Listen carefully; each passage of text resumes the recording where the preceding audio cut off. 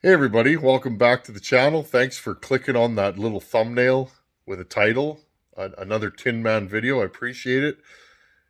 Today's video, I was thinking last week, I saw these $30, $40 top end kits. It comes with like a piston, cylinder, all kinds of parts, intake, decomp.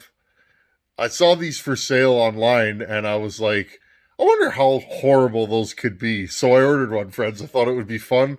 Again, your guys' support of the channel allows me to be able to do silly things like this. So I ordered the cheapest, ugliest, no-name 372 big bore top end. I'm just curious. Is it horrible? Is it something that's usable? Is it nothing more than a paperweight?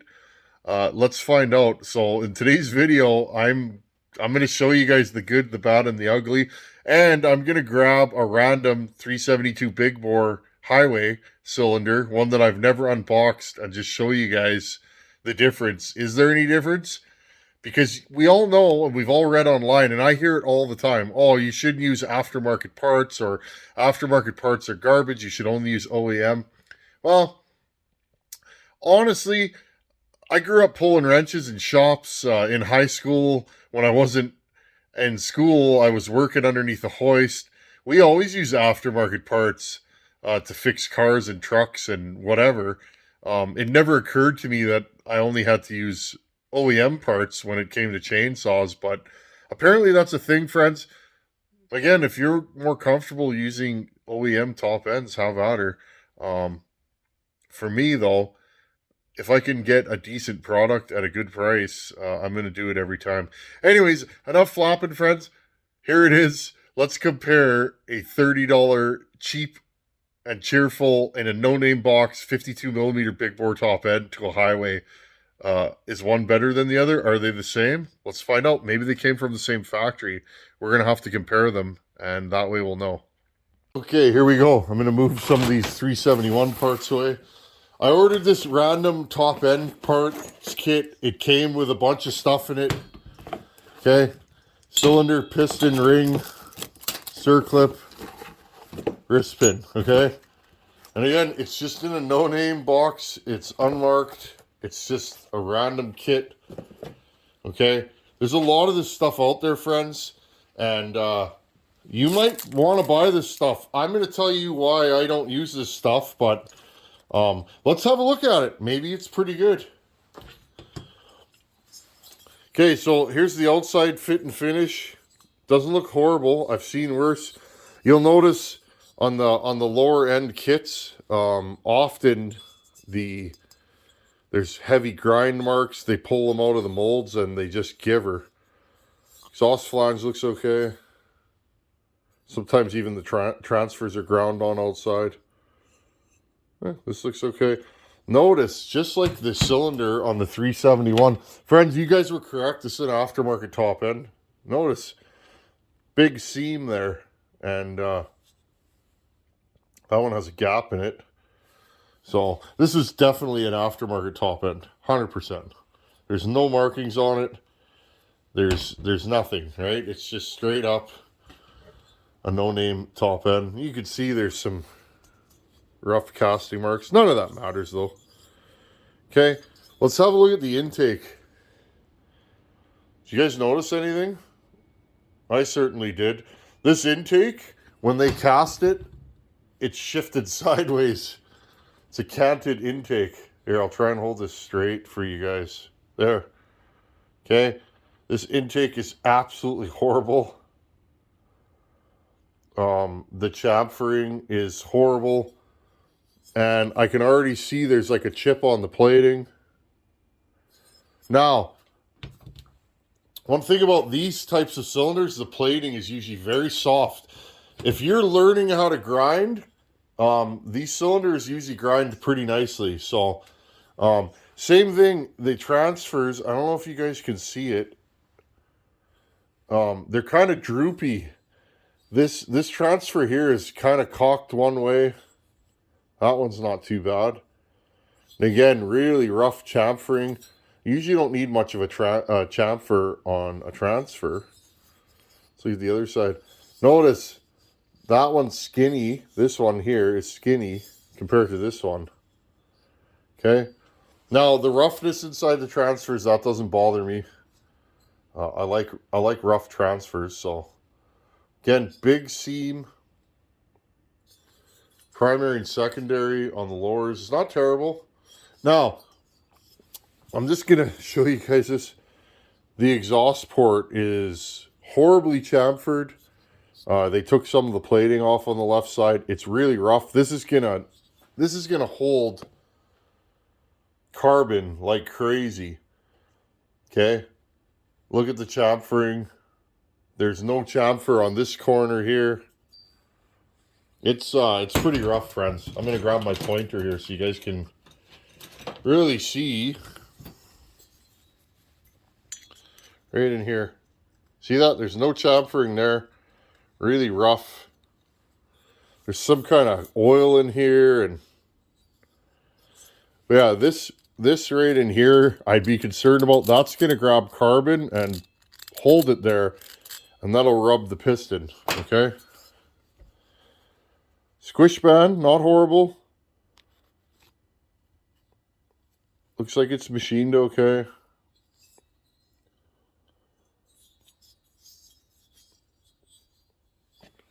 Another interesting, that's going to grab carbon, this stamp or maker's mark or whatever they do. Okay, now I'm going to talk about what I do like on this bottom end or top end. These are really thin and they're curved in. See that? Now a lot of porters will cut these out, but these aren't horrible. But again, the finish on this thing is just somebody's whacked the whole corner off here. But okay, these are really thin and curved in. Let's compare it to the top end on this, on the 371. See how it's thicker? The fit and finish of this top end was not bad, but I don't know if you guys could see, the intake on this one is just gigantic. And okay, so that's not horrible. Transfers are decent size, but friends, 30 bucks, what do I want? Okay, I'm gonna grab the piston. Now, here's something I like. This is a single ring piston. This is a 371 piston. You guys were asking, that's what a 371 piston looks like. Okay, single ring. Now, I'm not going to be able to show you guys this yet, but we can grab the scale. There's a few things that concern me. If you were going to use this piston, very, very sharp on the corners. You guys know I usually take all these sharp edges. This piston is very sharp, okay? Like this corner here will cut you. Not saying that's going to catch, but that could damage the cylinder. Remember, this gets warm and it swells and any sharp spots. But I do like the fact that this is a single ring piston. It's not horrible. The fit and finish of this piston's not terrible. But one thing that concerns me right here to here, and there to there, that is super, super thin. Okay, now as a piston wears, especially on the intake side, you'll get shiny spots right here. I've seen a lot of people take their saw apart and say, oh, this piston's good, it's very shiny, there's no scratches on it. Shiny is usually a sign that the piston's wearing out. And what happens is you'll wear the bottom and it'll start to rock. Well, the thinner it starts, okay, as you start to wear this, what will end up happening is this will actually, a lot of times it'll rock and it'll catch and it'll break. Okay? Versus this cylinder, that mark at the top, friends, you know what that is? I mocked the saw back up. The ring was starting to catch. The only reason why this didn't break is, for whatever reason, that the material of this top end was soft enough that it actually broke that piece off. But I think that's where all the scoring came from. So all these little things matter. But if you're a homeowner, farm and rancher type, and you want to big bore your 372, maybe you only run your saw a couple times a year. This might be all you need. And again, the honing on these is super rough, but this comes with just a generic, here, let's unwrap this, okay? This is just a generic cast iron ring. These rings are soft. This, with that hone job, this thing will make compression right now. There won't be a lot of break-in from that standpoint, okay? Piston fit.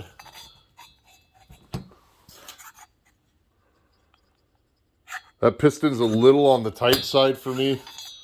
I can just feel it. Might be okay.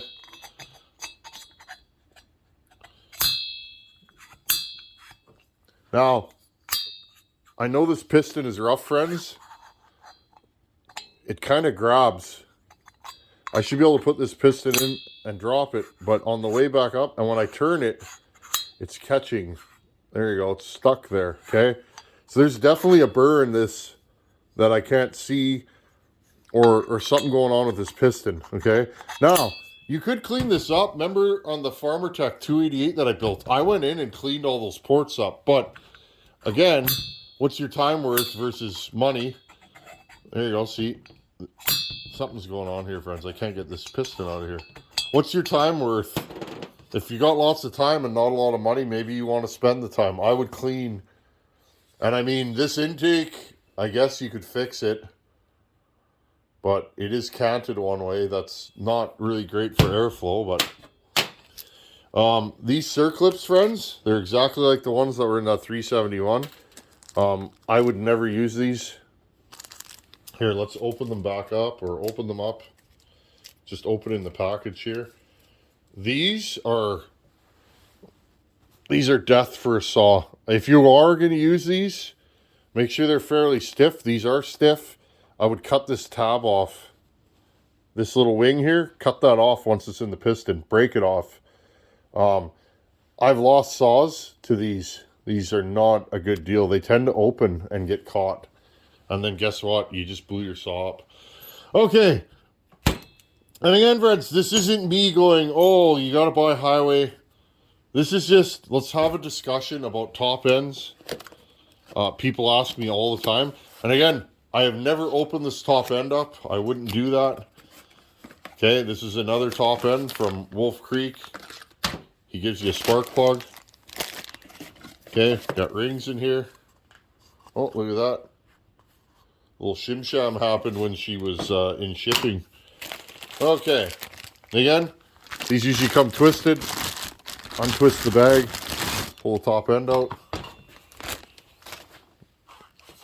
They put this in there when they're shipping it. Wrist pin. Circlips. Now, I don't mind these circlips from Hyway. I haven't had one fail yet.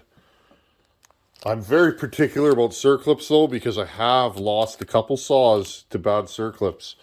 Okay. So first things first, let's look at the piston. This is a pop-up piston. That's probably just what I ordered that time.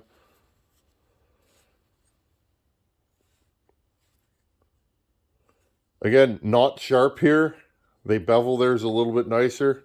They still have some sharp spots. You can get rid of that with sandpaper or your Dremel or whatever you're using. Notice the piston in this thing is substantially heavier.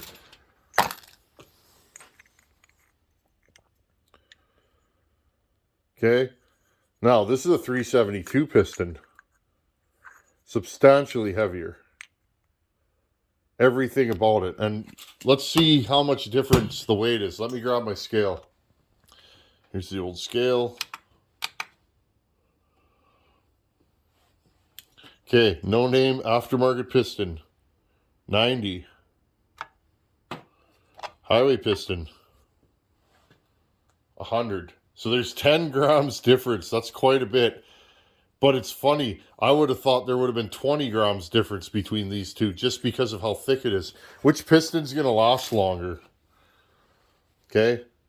Again, look how thin that is. It's where they lighten the piston, not, you know what I mean? Like, look at that. This is like 3 times thicker. So, and not much heavier. I could probably get this to the same weight without getting rid of any structure. So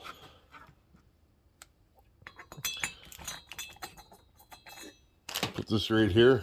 Now, let's look at a hyway cylinder. Intake's a nice shape. Can see where the seam is in the middle, but again, when I run my thumb over this, it's not sharp. This thing feels like it's going to cut me. Okay, it feels very rough, and I guarantee if you fired that cylinder up, you'd have marks on your piston.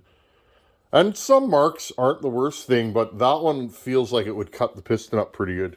This one's smooth. I like these hyway transfers. They're I don't like a giant upper transfer, but there's a point where you don't want them too small. Look how big these are. And they're nicely shaped.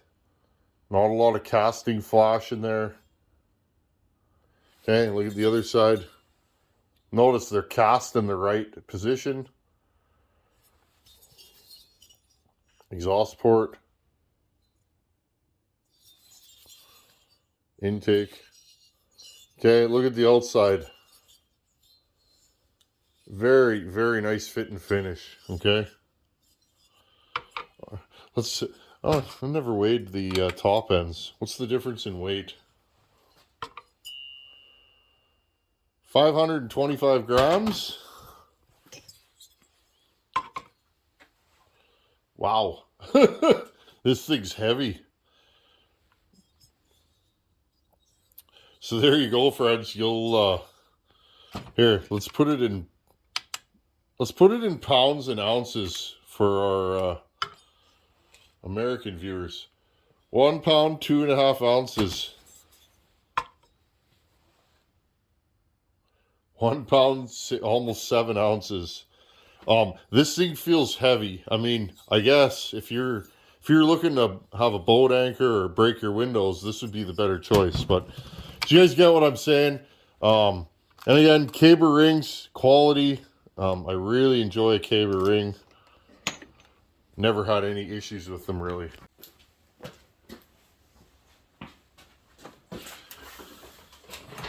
Okay, friends, that was fun. And again, it's your guys' support that makes this stuff happen. This channel is run 100% off of ad revenue at this point. And of course, check out Wolf Creek Saw Shop if you guys are looking for hyway parts. Ryan helps this channel out tremendously. He makes this stuff possible, friends. And you guys, you know, I can buy stuff like this and check it out. Now, right now, I'm working on a silly something that's been going on in my brain. I'm trying to make a 54 millimeter top end fit on a saw that it doesn't belong on. So I actually purchased a bunch of top ends recently just to prove out a theory. Friends, I'll buy these cheap top ends and just hack them up just to see if I can physically fit a top end onto a saw. But I haven't bought a top end like this, a complete no-name top end in years, and I thought it was fun just to look at it. And honestly, could you make this run? For sure you could, but it's going to take a lot of effort to get it there. I feel sharpness in this, like, wow. And again, just take your finger and put it in those ports. This exhaust port is rough. I could just imagine how bad this is going to cut that piston up when it gets warm. Or maybe it'll be okay. I don't know. Who knows, friends? Maybe if I'm bored one day, I'll throw this top end onto a saw. But for the time being, I'll stick with my hyways. This thing's nice. Maybe this will be the top end that we put on this 371. Anyhow, friends, thanks for coming to hang out. I hope you guys learned something from there. You guys know what to do. Thumbs up, thumbs down. And just thanks for coming to hang out. It's springtime. The air is starting to get warm and got lots of yard work to do. I'm sure I'm going to sprinkle in a little bit of gardening and other things that I do. It's not all chainsaws in my life, friends. There's a lot of other things that I do. And I got some big projects coming this year for the channel. And I can't wait to share them with you. Anyhow, thanks for watching. Take her easy. Later. I almost forgot. It's time for question of the day. This question of the day is one I once asked myself years ago. It's from Paul Shepard. Paul Shepard's working on a 365 Husqvarna, same as the 372. And he wants to know, he's changing his top end, like this one here. He wants to know, how do you get the anti-vibe off? He's tried to screw it and twist it. I remember years ago, I asked that question. Paul, it's so silly, you're going to laugh. I remember I did. Take your Allen key, stick it in there, and guess what? There's a bolt holding it on. Isn't that the funniest thing? And again, years ago, I didn't know how to take that off. And there you go, buddy. So simple, even a tin man can do it. Paul, I hope that helps you out. Keep sending those questions. Later.